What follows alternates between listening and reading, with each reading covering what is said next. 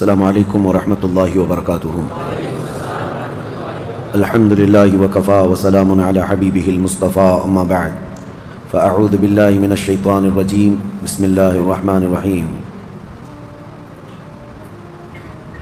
اقترب للناس حسابهم وهم في غفلة معرضون، صدق اللہ مولانا العظیم۔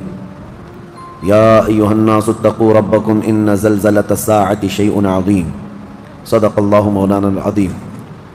ان اللہ وملائکتہ یصلون علی النبی یا ایہا الذین آمنوا صلوا علیہ وسلموا تسلیما۔ اللہم صل علی سیدنا محمد معدن الجود والکرم وآلہ واصحابہ الکرام وابنہ الکریم وبارک وسلم صلاۃ دائمۃ سرمدا ابدا۔ قیامت کے قریب پیش آنے والے معاملات جو اللہ کریم نے قرآن میں بیان فرمائے اور اس کے حبیب نے اپنی احادیث میں بیان کیے، ان میں سے اکثر علامات اب ظاہر ہونے لگ گئی ہیں۔ میں بڑی علامتوں کا آج ذکر کرتا ہوں۔ جنگیں بہت زیادہ ہونے لگ جائیں گی، مسلمانوں کا قتل عام بڑھ جائے گا۔ نبی پاک صلی اللہ علیہ وسلم کی احادیث کی روشنی میں حالات آپ کے سامنے رکھ رہا ہوں۔ قتل بڑھ جائے گا، جس کو حرج کہا گیا حدیث پاک میں، اور کثرت سے جنگیں ہونے لگیں گی۔ ہر جگہ مسلمان مغلوب ہو جائیں گے اور کفار و مشرکین غالب آنے لگیں گے۔ یہ وہی حالات ہیں جس کی طرف ہم ہانکے جا رہے ہیں۔ حد ہو گئی۔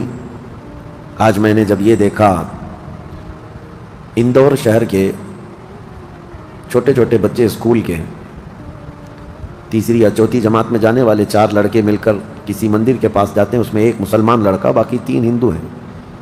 مسلمان لڑکے کو انہوں نے کپڑے کھول کر کے پیٹنا شروع کیا، مارنے لگے۔ چھوٹی سی عمر کے بچے ہیں، اور اس کے بعد اس سے کہنے لگے کہ ہمارے بھگوان کا نام لینا شروع کر دیں۔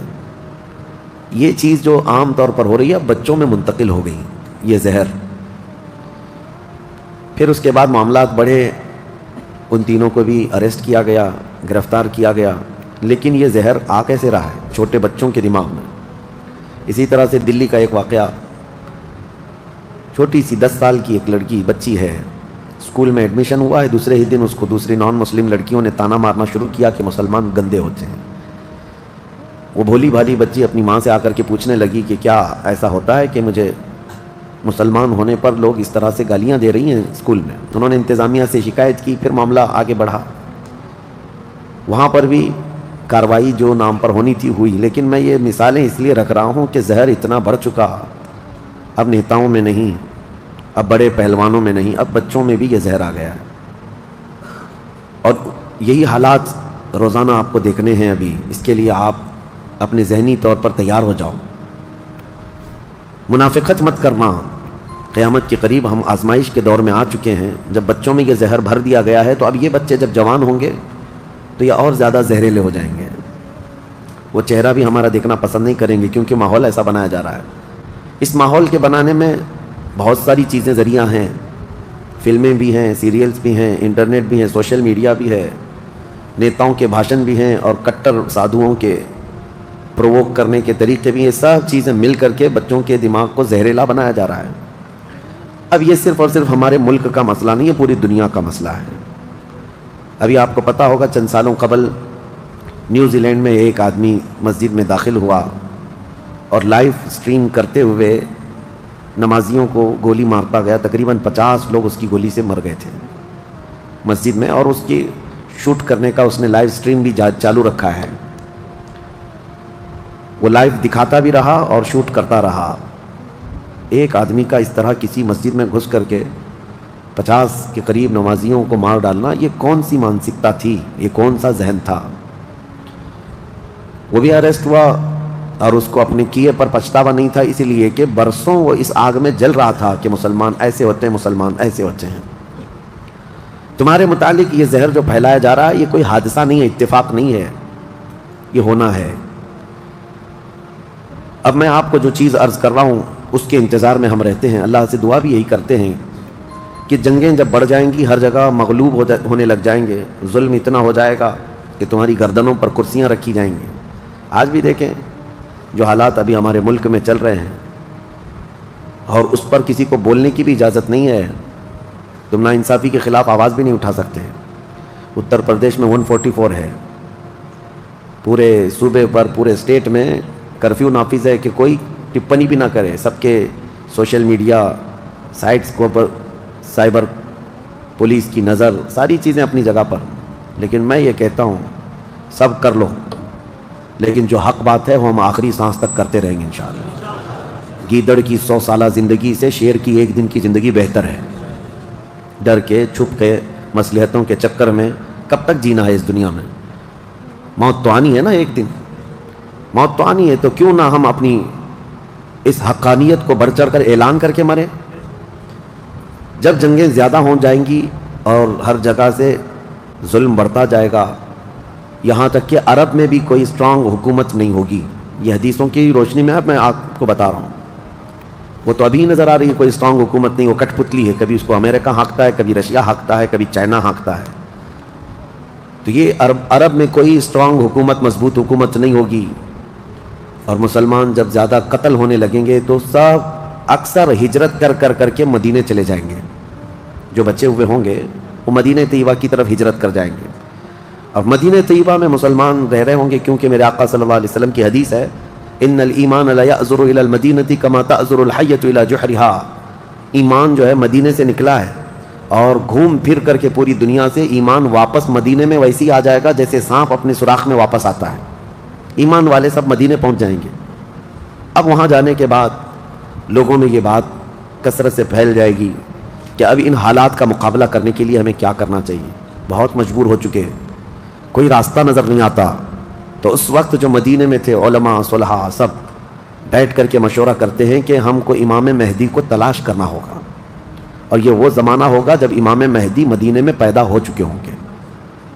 یہ وہ زمانہ ہوگا جب امام مہدی مدینے میں ہوں گے. امام مہدی جن کی بشارت اللہ کے نبی صلی اللہ تعالیٰ علیہ وسلم نے اپنی حدیثوں میں عطا فرمایا، ان کا نام حضور کے نام پر ہوگا، ان کا نام محمد ہوگا، اور ان کے والد کا نام بھی حضور کے والد کے نام پر ہوگا.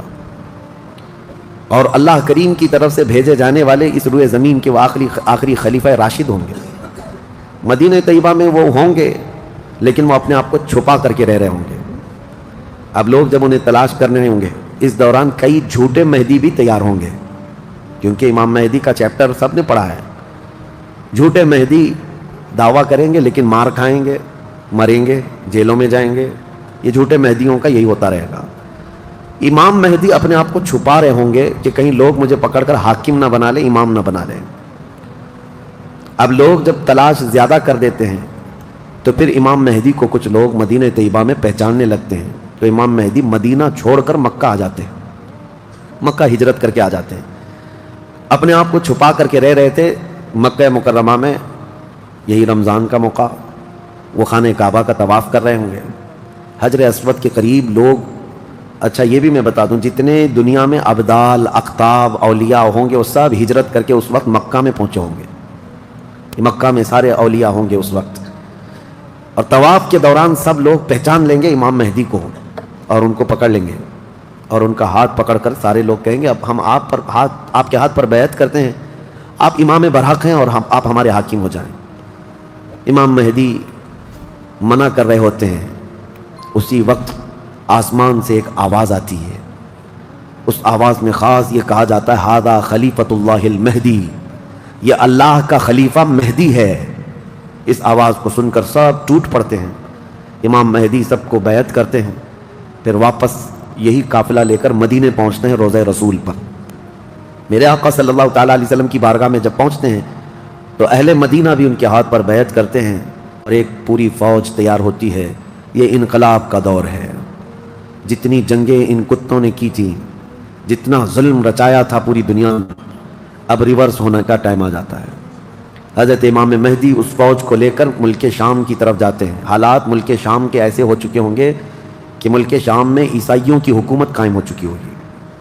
ابھی تو نہیں ہے، یا انڈائریکٹ ان سے کسی کا تعلق ہے تو یہ ہمیں پتہ نہیں، لیکن حدیث میں یہ ہے کہ عیسائیوں کی حکومت ملک شام میں قائم ہوگی اور یہودی فتنہ مچا رہے ہوں گے ہر جگہ. قتل عام جو مسلمانوں کا سب سے زیادہ کرنے کی کوشش ہے وہ یہودیوں کی طرف سے ہے. امام مہدی مکہ مکرمہ سے نکل کر ملک شام کی طرف جائیں گے اور مسلمانوں کی جو قلت تھی، جو چھوٹی سی جماعت تھی، یہ جب نکل کر کے وہاں آئے گی ملک شام، بہت بڑی جنگ ہوگی. جس کو ملحمۃ الکبریٰ کہا گیا ہے۔ امام مہدی کی قیادت میں یہ جنگ ہوگی، سارے کفار عیسائی یہودی سب مقابل میں آ جائیں گے۔ ان کی تعداد جو حدیث میں بتائی گئی ہے وہ 80 جھنڈوں کے نیچے آئیں گے، اور ہر جھنڈے کے نیچے 12,000 لوگ ہوں گے۔ اور یہ مسلمانوں کی نہیں ہے، یہ کفار و مشرکین کی، تقریباً یہ 9,60,000 کی تعداد بنتی ہے کفار و مشرکین کی، 9,60,000۔ مسلمانوں کی تعداد کتنی ہوگی یہ تو نہیں پتا۔ اس کے بعد جنگ جب شروع ہوتی ہے، پہلے دن مسلمانوں کا 1/3 حصہ میدان چھوڑ کر بھاگ جاتا ہے، جو کمزور دل تھے وہ چلے جائیں گے، اور ان کے متعلق کہا گیا ہے کہ یہ ایسے لوگ ہوں گے جن کی توبہ کبھی نہ قبول ہوگی، اور روئے زمین کے سب سے بدترین لوگ ہوں گے، وہ سب سے بدترین لوگ ہوں گے جو میدان چھوڑ کر بھاگ چکے ہوں گے 1/3۔ دوسرے دن 1/3 شہید ہو جائیں گے، قتل ہو جائیں گے۔ تیسرے دن اللہ تعالیٰ اس مومنین کی قلیل جماعت کو فتح مبین عطا فرمائے گا، اور اس کے بعد ملک شام کے سارے انتظامات امام مہدی کے ہاتھ میں ہوں گے۔ دمشق جب وہ آئیں گے، دمشق کی جامع مسجد سے امام مہدی اپنے انتظامات و انصرامات کو سنبھالیں گے، پھر وہاں سے امام مہدی اسی فوج کو لے کر قسطنطنیہ جو موجودہ استنبول ہے اس کو فتح کرنے کے لیے نکلیں گے۔ اس وقت وہ بھی عیسائیوں کے ہاتھ میں ہوگا۔ اب جب امام مہدی یہاں آئیں گے، صرف ایک ہی دن میں قسطنطنیہ یعنی استنبول فتح ہوگا، اور اس کی بھی کیفیت بتائی گئی ہے، مسلمانوں کے صرف نعرے تکبیر سے فتح ہوگا، صرف اس لیے کہ ایسی ہیبت طاری ہوگی ان کفار و مشرکین کے دلوں میں، پورا شہر فتح ہوگا۔ امام مہدی یہ شہر فتح کر کے واپس ملک شام آئیں گے، دمشق میں آئیں گے۔ اب یہ وہ وقت ہوگا جب امام مہدی مسجد سے انتظامات و انصرامات سنبھال رہے ہیں، اور کثیر جنگیں اس وقت بھی ہوں گی، لیکن ہر جنگ میں اللہ تعالیٰ امام مہدی کو فتح عطا فرمائے گا، ہر جنگ میں۔ اور یہودی دسیسہ کاری کر رہے ہوں گے، امام مہدی کو ختم کرنے قتل کرنے کی بہت کوششیں کر رہے ہوں گے۔ پھر امام مہدی ان یہودیوں سے لڑتے رہیں گے۔ اس وقت اللہ کی بارگاہ میں امام مہدی بھی دعا کرتے ہیں کہ مولا ان ظالموں سے ہمیں نجات عطا فرما۔ اور یہودی بھی جگہ جگہ اس بات سے پریشان ہوں گے کہ امام مہدی نے ان کا بیڑا غرق کر رکھا ہے، جہاں جاتے مقابل میں یہ شکست کھاتے ہیں، مر جاتے ہیں، اور ان کے مقابل میں کوئی آ نہیں پا رہا ہے۔ تو پھر ایران کے ایک علاقے میں یہ یہودی کثرت سے دعا میں مشغول ہوں گے۔ یہ وہ زمانہ ہوگا جب عراق اور شام کے بیچ میں دجال ظاہر ہوگا، دجال، جس کے متعلق حدیث پاک میں تفصیلاً بہت ساری باتیں آئی ہیں۔ دجال آئے گا، وہ ایک آنکھ سے کانا ہوگا، آنکھیں دونوں ہوں گی، ایک آنکھ اس کی نظر آئے گی، اور اس کی آنکھ کے کنارے کافر لکھا ہوا ہوگا جس کو مسلمان دیکھ کر پہچان لیں گے، اور وہ بڑا بھاری بھرکم طاقتور ہوگا، اور اللہ تعالیٰ اس کو بہت سارے خارق عادات چیزیں عطا کرے گا۔ وہ ظاہر ہوگا اور سب سے پہلے یہودیوں میں آ کر کے ہی بیعت لے لے گا، یعنی اپنے آپ کو پہلے رسول بنائے گا، اور پھر سارے یہودی، حدیث پاک میں تو ہے کہ اصفہان ایران کے 50,000 یہودی اس کی فوج میں شامل ہوں گے، ہاں، جس کو یہ مسیحا کہتے ہیں، اور اس کے انتظار میں بلیاں چڑھا رہے ہیں۔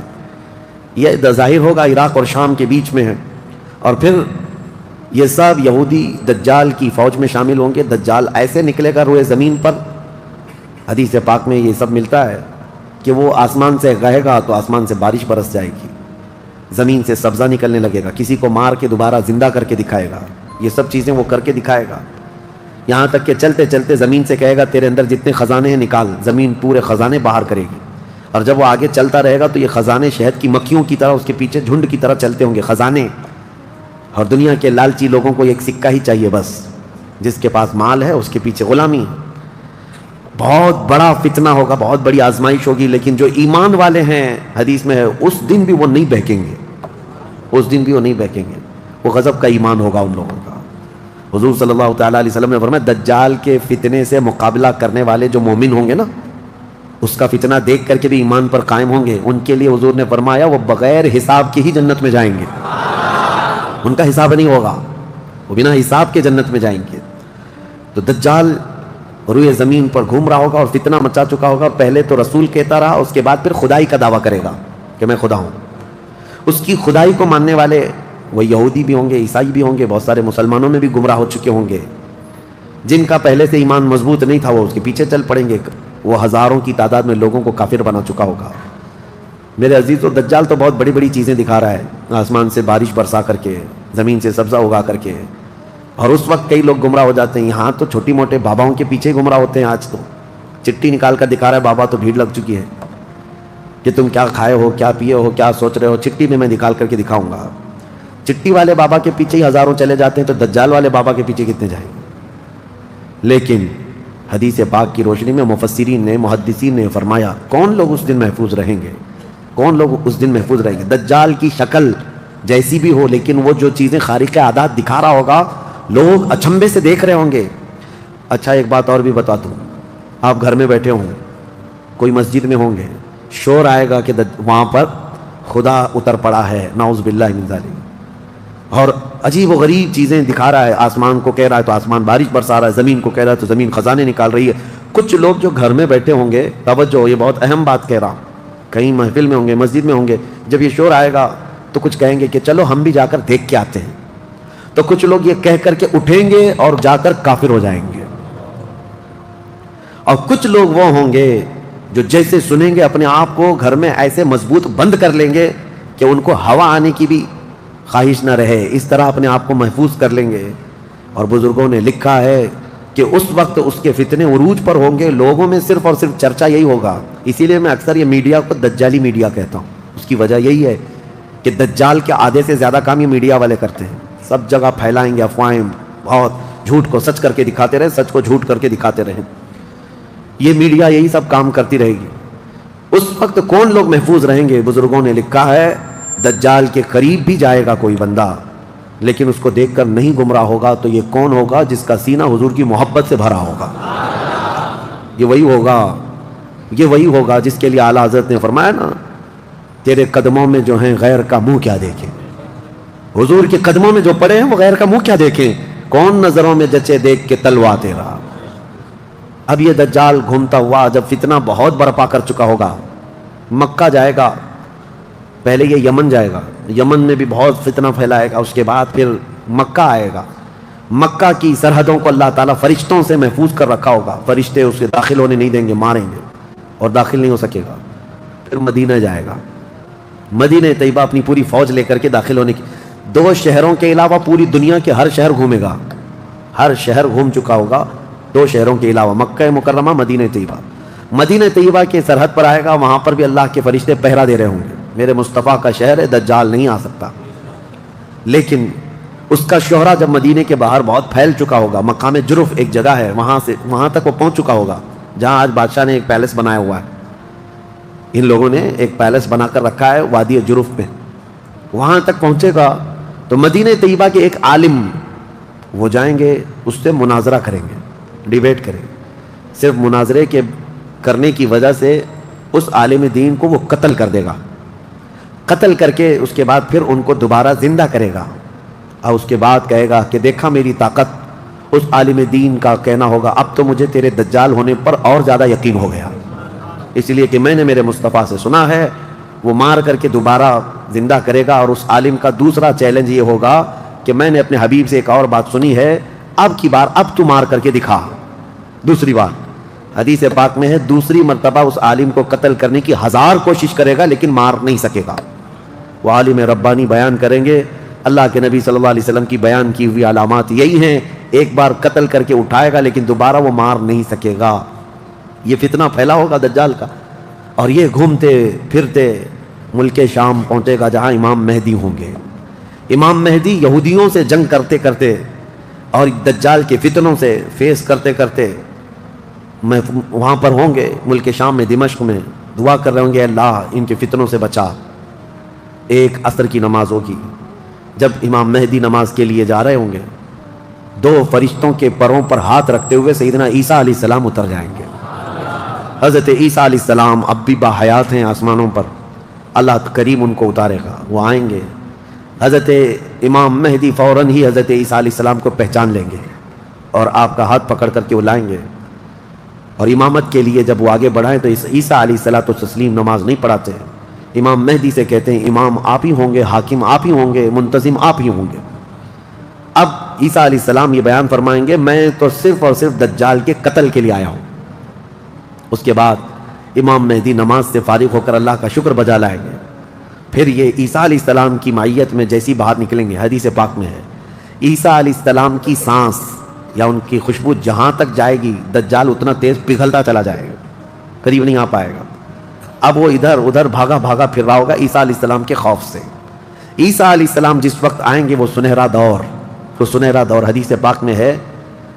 اب عیسیٰ علیہ السلام صلیب کو توڑ دیں گے کہ عقیدہ ختم کرو, خنزیر کو ماریں گے, جزیہ ختم کریں گے, اور اس کے بعد عیسیٰ علیہ السلام اس ملعون دجال کو بھگاتے بھگاتے مقام لد پر لے جائیں گے, جو آج اسرائیل میں ہے, وہاں تک لے کر جائیں گے. مقام لد پر عیسیٰ علیہ السلام اس کو اپنے تیر سے ماریں گے, ختم ہو چکا ہوگا. دجال کے جتنے ہمراہی تھے ان کو بھی عیسیٰ علیہ السلام ختم کر دیں گے. اب جب واپس عیسیٰ علیہ السلام دمشق پہنچیں گے, ملک شام, تو حدیث پاک میں پوری روئے زمین پر ایک بھی کافر نہیں ہوگا, جو ہوگا وہ مسلمان ہوگا. یہ وہ وقت ہے جس کا وعدہ اللہ نے قرآن میں فرمایا, هو الذی ارسل رسولہ بالہدی ودین الحق لیظہرہ علی الدین کلہ. وہی اللہ ہے جس نے اپنے رسول کو ہدایت کے ساتھ بھیجا ہے تاکہ اپنے دین کو ساری دنیا پر غالب کرے. اب تک یہ دین پوری دنیا پر نہیں غالب آیا, لیکن وہ دن ہوگا جب عیسیٰ علیہ السلام تشریف لائیں گے روئے زمین پر. اسی لیے میں کہتا ہوں وہ دن آئے گا جب ہر گھر سے آواز آئے گی لبیک یا رسول اللہ. وہ دن آئے گا, وہ وقت آئے گا. صبر کے بعد, ہر اندھیرے کے بعد صبح ہونا ہے, رات کے بعد اجالا آنا ہے. ہاں, آج جو حالات ہیں انشاءاللہ العزیز کچھ دیر کی خاموشی ہے, پھر شور آئے گا. آج کتوں کا وقت ہے, کل ہمارا دور آئے گا انشاءاللہ العزیز. میرے عزیزو, سیدنا عیسیٰ علیہ السلام جب اسے قتل کر چکے ہوں گے اور پھر روئے زمین پر صرف پرچم اسلام لہرا رہا ہوگا. امام مہدی کی عمر 49 سال یا 50 سال کے آس پاس ہوگی. وہ بیت المقدس میں انتقال کر چکے ہوں گے. آپ کی جنازہ کی نماز عیسیٰ علیہ السلام پڑھائیں گے, وہیں دفن ہوں گے. پھر عیسیٰ علیہ الصلوۃ والتسلیم مومنین کو لے کر مدینہ طیبہ کا رخ کریں گے. جب نبی پاک صلی اللہ علیہ وسلم کے روضے کے پاس عیسیٰ علیہ السلام آئیں گے, عیسیٰ علیہ السلام نکاح بھی فرمائیں گے, آپ کی اولاد بھی ہوں گی, لیکن مدینہ طیبہ میں آپ کا انتقال ہوگا اور میرے آقا کے حجرے میں دفن ہوں گے. حضور صلی اللہ علیہ وسلم کا حجرہ روضہ مبارکہ, اس میں ایک جگہ عیسیٰ علیہ السلام کی باقی ہے. سیدنا عیسیٰ علیہ الصلوۃ والتسلیم وہاں دفن ہوں گے. لیکن ایک بات میں آپ کو بتا دوں, عیسیٰ علیہ الصلوۃ والتسلیم اس وقت بھی نبی ہی رہیں گے. ان کا جو منصب نبوت ہے وہ ہے, لیکن شریعت ان کی نہیں چلے گی, میرے مصطفیٰ کی ہوگی. شریعت صرف میرے مصطفیٰ کی ہوگی. اس لیے کہ جس دن میرے آقا پیدا ہوئے اس دن سے لے کر قیامت تک صرف ایک ہی سکہ چلنا ہے. آئی نئی حکومت, سکہ نیا چلے گا. عالم میں رنگ بدلا صبح شب ولادت. عیسیٰ علیہ الصلوۃ والتسلیم کے انتقال کے بعد اب کیا ہوگا؟ اب کیا ہوگا؟ آپ دفن ہو چکے ہوں گے, قیامت قریب آ چکی ہوگی. اب اس کے بعد معاملہ یہ ہوگا کہ اللہ تبارک و تعالی قوم یاجوج ماجوج کو پیدا کرے گا. ہاں, اس میں بیچ میں ایک روایت یہ بھی ہے کہ عیسیٰ علیہ السلام کو اللہ تبارک و تعالی حکم فرمائے گا کہ میں ایک ایسی قوم بھیج رہا ہوں جو دنیا میں فساد مچائے گی. جو مومنین ہیں ان کو لے کر کوہ طور پر چلے جائیں. عیسیٰ علیہ السلام کوہ طور کی طرف مومنین کو لے کر جائیں گے, لیکن اس وقت زمین پر یاجوج ماجوج ایک قوم ہے. یہ دو لوگ نہیں ہیں. بہت سارے لوگوں کے ذہن میں ایسی بات آتی ہے یاجوج ماجوج 2 آدمی ہوں گے. 2 آدمی نہیں, یہ بہت بڑی فوج ہے, بہت بڑی فوج ہے. اور یہ ابھی موجود ہے. یافس بن نوح کی اولاد میں سے یہ ایک جزیرے میں قید ہے, وہ واللہ عالم. لیکن قرآن میں 16ویں پارے میں اس کا ذکر ہے کہ حضرت سکندر ذوالقرنین نے ایک لوہے کی پگھلا کر کے پہاڑوں کے بیچ دیوار بنا کر ان کو قید کر رکھا. یہ قوم آ نہیں سکتی. لیکن قیامت کے قریب وہ سد سکندری جو باندھی ہوئی دیوار ہے وہ ٹوٹ کر گر جائے گی. یاجوج ماجوج پورے باہر نکل آئیں گے, اور جیسے آئیں گے وہ جس ندی کے کنارے سے گزریں گے پورا پانی پی جائیں گے. وہ جو درخت ملے, جو کچھ بھی ہو سب کھا جائیں گے, کچھ بھی نہیں. یہاں تک کہ یہ وہ زمانہ ہوگا, حضرت عیسیٰ علیہ السلام ابھی موجود ہوں گے, ان کے انتقال سے پہلے ہی یہ یاجوج ماجوج آئیں.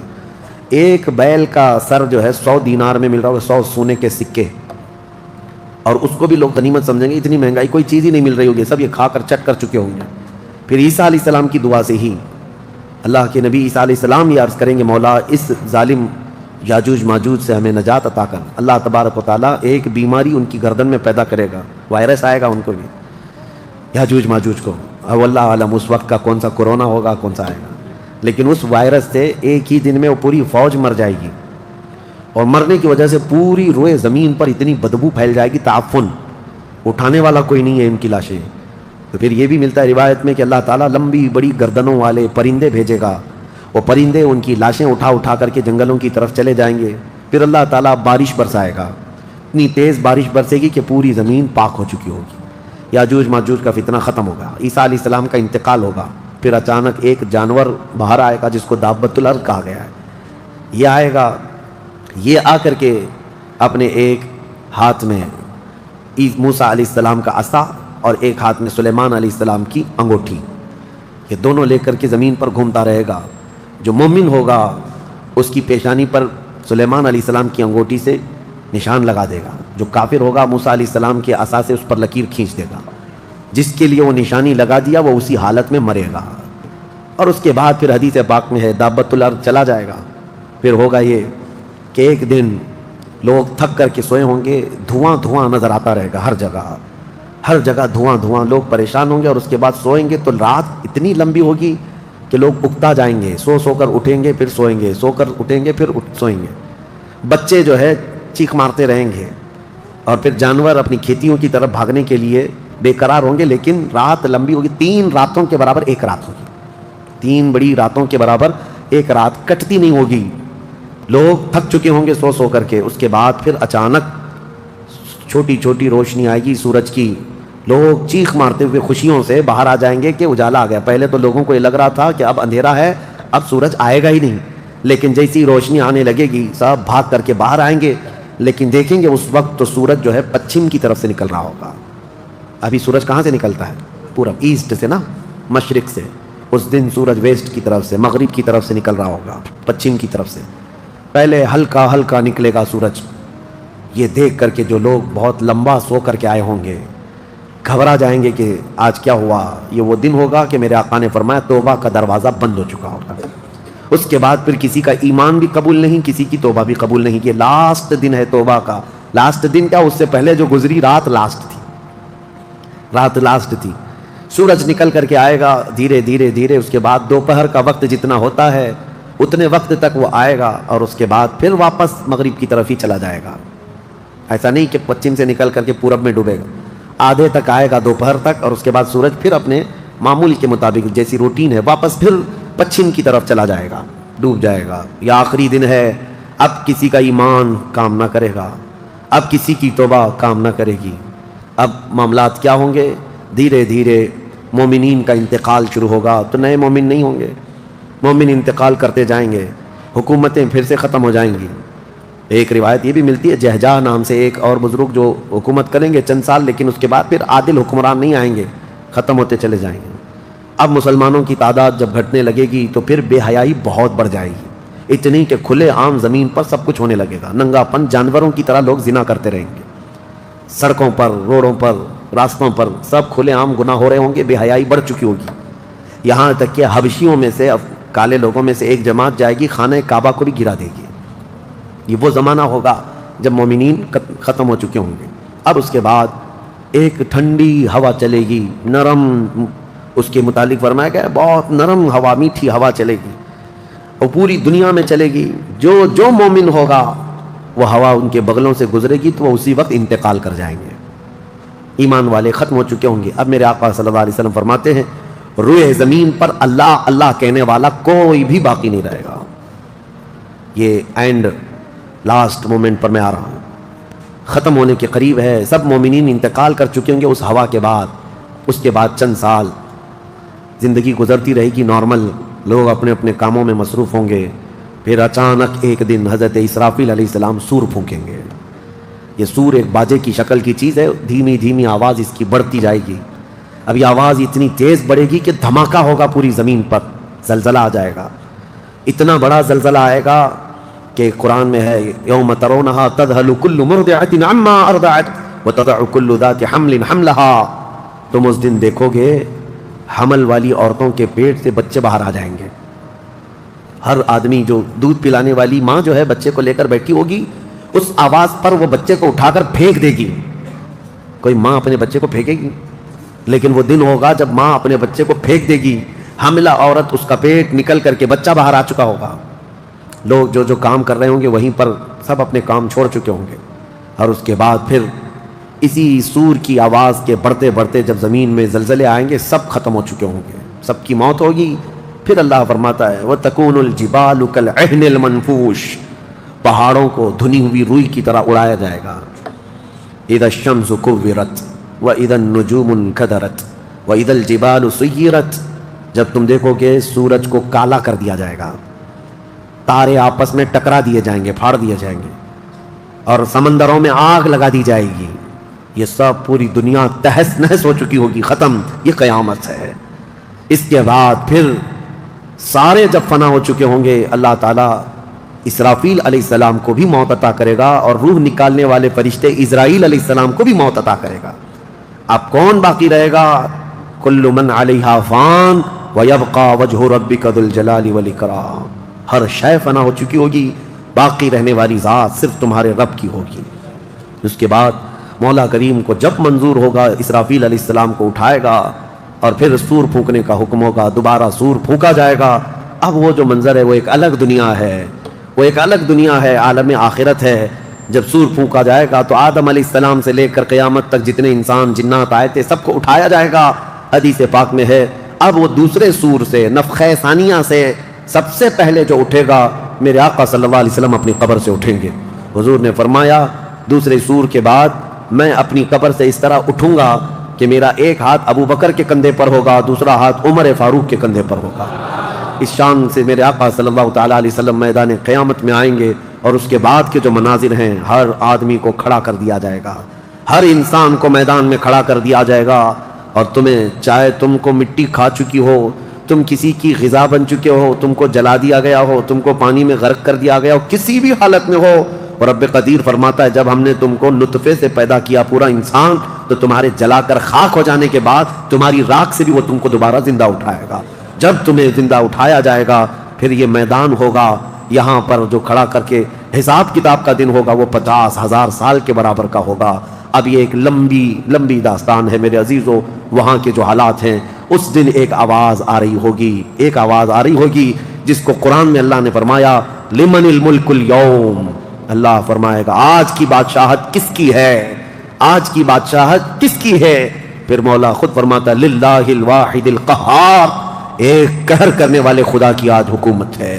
جو اکڑتے تھے، جو گھمنڈ کرتے تھے، سب کو کھڑا کیا جا چکا ہوگا، اور فرشتے پکار رہے ہوں گے این الجبارون این المتکبرون، کہاں ہیں غرور میں چلنے والے، کہاں ہیں اکڑ میں رہنے والے، سب جمع ہو جاؤ۔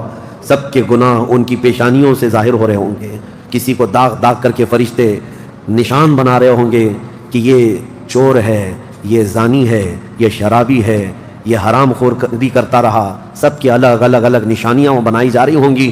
اس بھرے محشر کے میدان میں ہمارے لیے کون ہے میرے عزیزو؟ ہم اسی رب ذوالجلال کو منانے کے لیے آج آئے ہیں۔ اس تصور کے ساتھ اب ہم کھڑے ہو کر اس کا ذکر کریں گے کہ مولا آج ہم تجھے منا رہے ہیں، تو ہم سب سے صلح فرما لے، کل بھری قیامت کے دن ہمیں ننگا اور ذلیل ہونے سے محفوظ فرما لے، اور قیامت کا دن ہوگا انشاءاللہ العزیز میرا رب اسی ذکر کی مجلس کی برکت سے ہماری بخشش کا اعلان فرمائے گا۔